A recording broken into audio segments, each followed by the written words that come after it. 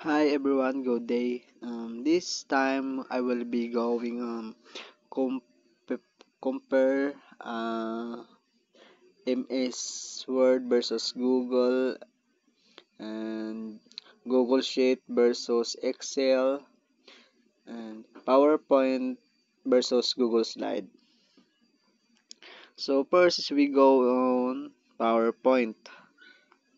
Kaya naari to ako ang MS PowerPoint na kabutang. So nimo pinutang MS PowerPoint, then wait lang ta kay murag lag siya gamay, so i-play nato siya para ako sa inyong maisa-isa by step. Sige, first is first slide is comparison of MS Word versus Google Docs, MS Excel versus Google Sheet, and MS PowerPoint versus Google Slide. Ayan, so next slide. So, MS Word versus Google Docs. Google Docs real-time and collaboration, automatic saving, web-based, no installation required. MS Word, while MS Word requires installation, no built-in real-time collaboration. And next slide. Next. Google Sheet.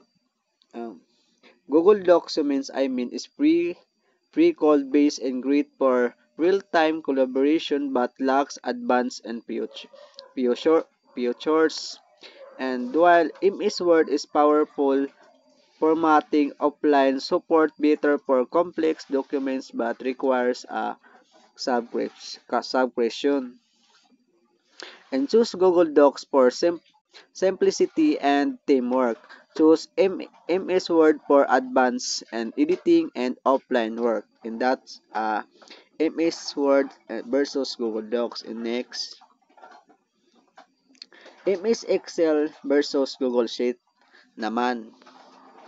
And next is Google Sheet is real-time collaboration, automatic saving, web-based, no installation required, and MS Excel is required to installation, no built-in required collaboration. Next. So, Google Sheet versus Excel is Google Sheet is based for collaboration, cloud-based access, and simple tasks. Free with a Google account, slower with large data, uses Google Apps script for automations. While Excel naman is more powerful for data analysis, large datasets, and advanced features like BPA macros works offline and requires a Microsoft and 365 subscription.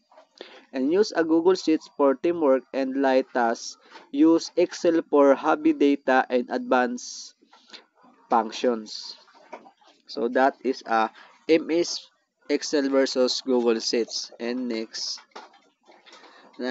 is MS PowerPoint versus Google Slide. So Google Slide is a real-time collaboration, automatic savings, web-based, no installation required again, and also the MS PowerPoint is same on situation like other slide. And next is a PowerPoint versus Google Slide. A PowerPoint more advanced design and animations and offline use based for Microsoft users but requires a paid subscription. And a Google Slide is a free cloud-based and great for collaboration, simpler features but ideal for Google's users. Choose PowerPoint for features and Google Slide for convenience, and that's all. And briefly summary. A Google Docs and Sheet is slide web and based in real-time collaboration, automatic savings, no installation required. But MS Word is Excel, PowerPoint required and installation, no built in real-time collaboration. And that's all for this time. Bye and thank you for listening.